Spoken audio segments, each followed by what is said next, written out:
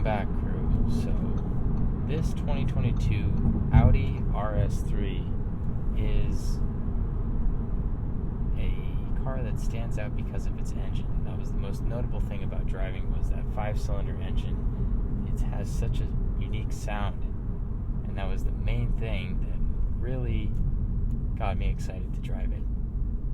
Now the seats are fairly comfortable. They're very supportive without being too aggressive in the bolster area. The road noise is interesting in this car because when you change different driving modes, it really changes the characteristic of the car, the road and the engine noise. In the comfort mode, it's very quiet unless you hit a very hard bump, and then there is some noise transmitted to the cabin.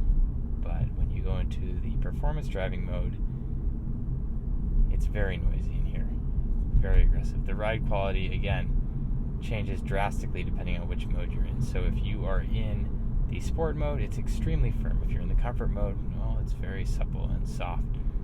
Now the stereo system is pretty great until you turn it up. It seems like it's a little bit too bass heavy.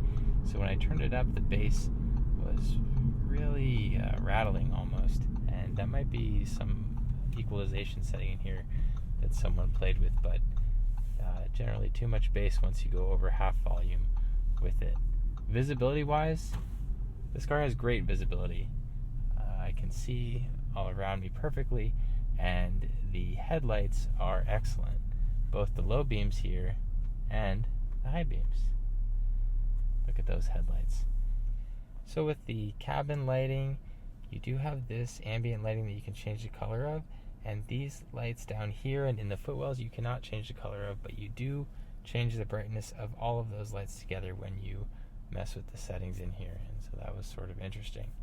Anyways, I hope that you guys enjoyed watching this video, and I look forward to seeing you again next time.